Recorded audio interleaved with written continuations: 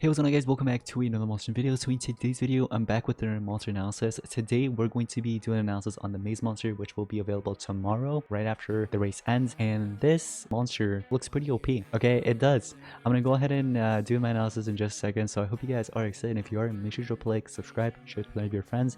Anyways, let's go on and get started. So far, I've only seen the skills that are basically shown in here, but I haven't really seen if she's actually able to cycle them.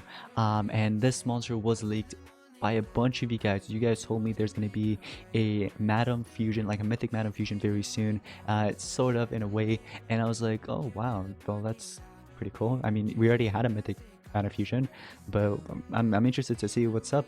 So take a look at this. I'm not going to go ahead and read this. If you want to go ahead and read it, you can go ahead and pause it and read it, but this is actually official. All right, this is official.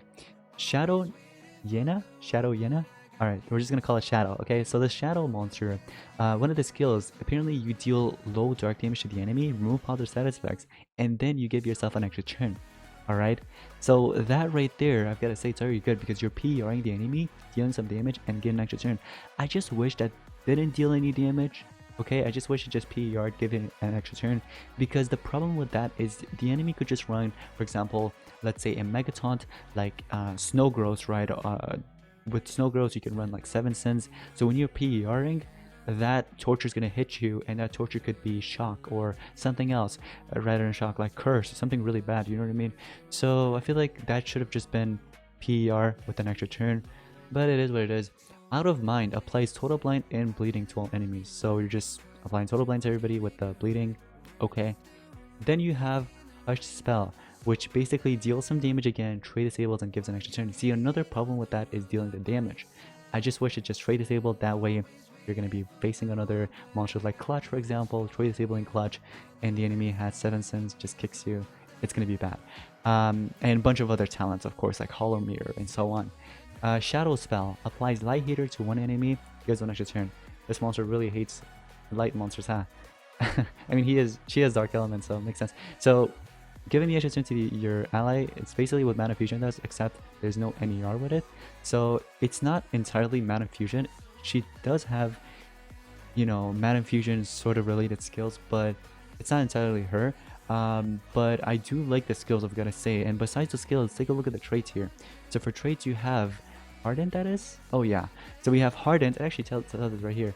You have Hardened at rank 0, Immune to Bleed at rank 1. Not the best right there, but it is what it is. Immune to Possession, rank 3. Okay. Status Caster applies Minor Blind to all enemies at start of battle. Okay, so basically that's what, 25% or so? 25% accuracy reduction. Rank 5, Status Caster gains area dodge at start of battle. Now, the thing with that is that it's not a trait, so it's just a Status Caster. Another dodge area user though, but okay. The thing with the dodge area though is, if you're not getting in the first turn, which you most likely, most of the time you will be, because you're basically cycling those extra turns. Hopefully she can cycle, we're going to take a look at it in just a second, but you're just going to be PRing, trade disabling, extra turns, stuff like that, so that dodge area will run out very quickly. But if you decide to let the enemy take in the first turn and they do their thing, only single targets can actually affect her. Now in terms of stats, we can take a look at either the level 150 or level 100, doesn't really matter, but let's just say level 100, right? 130,292. We've seen that life before, and it is actually the lowest life stat in the game. It's tied with Queen Zara, Amania, and there's one more monster that I completely forgot the name of. But yeah, the life is actually tied with those monsters, and it's really, really low, so that's bad. But anyways, take a look at the speed. That's also really important. 8,383. That speed is actually pretty good. It's amazing. I like the speed, but power doesn't really matter. It's not really an attacker. Elements, dark and metal. We have 2 elements. That's really good for Team Wars, for example. So she's going to be in 2 of them. Books, on the other hand, what are the books? Let me see. It is dark, female, and evil legions. They actually, oh, dark is spelled with the capital D. I think they made a mistake, but it's okay. It's just, we know what it is, right? Dark, female, and evil legions. On the other hand, relics, mask, and essence. That's actually not that bad. Although I just wish that it was actually a banner with a mask. I feel like that would have been better. But you know what? Actually, that's not bad. No. That's not bad at all. Think about it. With Essen, you can do Zyron's Essen. You can do what is that other stamina region Essen?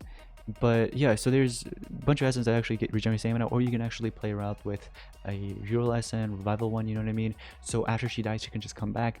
Mask on the other hand, Tetumin's mask, Trova's mask. So there's so many masks to play around with that actually give stamina, because you guys know she does gain a few extra turns, you know? So let's take a look at the skills, whether they're actually cyclable or not. So the first skill for the basic attacks, it deals a low dark damage to an enemy, applies minor blind. Nobody's gonna run that. Low dark damage to all enemies, applies minor blind to all enemies, basically an AoE version of that. Nobody's gonna run it. Silent Sigh removes all negative side effects from all allies. Maybe somebody's gonna run that. Shadow Soul. So the NER from all enemies, or from all allies actually, that's a 0 cooldown, so it's spammable. And it's 26 stamina cost. Shadow Soul removes all negative side effects from one ally, applies Light Hater to one ally. So that one is basically another version of the Shadow spell, except that it doesn't give you an extra turn. So that right there is a 1 turn cooldown, 36 stamina cost. Cold Claws, that basically deals low metal damage to everybody, removes positive status effects, and applies bleeding to all enemies.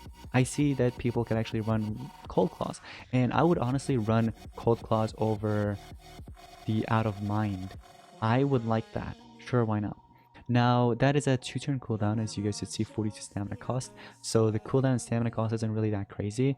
Watch your back. That deals moderate dark damage to one enemy, removes positive side effects from one enemy, removes positive side effects from one enemy again, and blind to one enemy. So it's basically a PR twice, in case if they have like positive protection or something.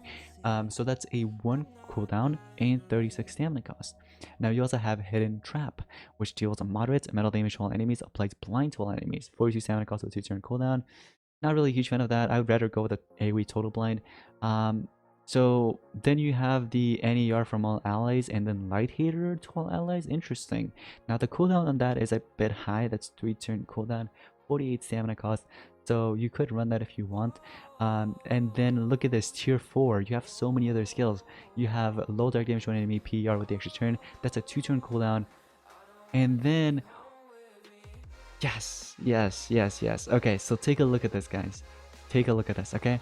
So the PR skill, 2-turn cooldown.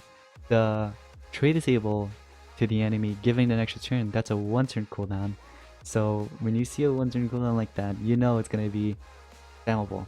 And then Shadow Spell, it's a 1 extra turn with 3-turn cooldown. So you could start off with, for example, the trade disable first if you want, or you can do the PER. It doesn't really matter. Most people will probably start off with PER, right? Roofing Megataunt or whatever they have. And then extra turn, you do trade disable, then you can do, for example, Shadow Spell, and then you'll be able to do the spell again. I'm pretty sure we're gonna have to test it out in an actual battle. Now finally, the ultimate, guys, Soul Sealing. Deals very heavy dark damage to all enemies, removes positive touch from all enemies, applies Mega Possession to all enemies, and applies Curse to all enemies. So that ult is actually pretty good, I've gotta say. I like that. I like that possession, or the AoE ultimate. So overall, the only thing that I don't like is the dodge area being a status caster. I just wish that was a trait, but maybe that would have made this monster way too OP, so I guess that's a good thing. But yeah, you got that there, and then you got a bunch of other traits that are kind of useless, like Immune to Possession barely comes in play, you know what I mean? There's also Immune to Bleed. That doesn't really matter too much, right? Hardens, that could have been tough, a lot better. Or Bulwark. But it is what it is. But anyways, you can spam or cycle the skills, by the way. The tier 4 skills, you can actually cycle them. So let me know in the comments down below what you guys think about that, whether you like it or not. But overall, this monster will be meta. I do recommend maxing her out. She will be available in the upcoming maze unless they decide to change it and put her in something else. But and all I know, it's gonna be in the maze, and this monster is worth maxing out, and that's what I'll probably do. I'll probably max her out as well because she's really good. But yeah, I'm gonna name her Madam Fusion 2.0 or something. I don't know, but I just wish the fact that her skills didn't deal any damage at all. That would have been a lot better. But it is what it is. Now you could probably run her, even attack her if you want. I don't know. You could run her. I could see her being used as an attacker, kind of like, for example, the other monster that we've seen, Amania.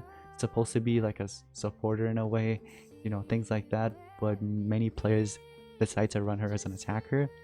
So we could probably see this monster being used as an attacker as well.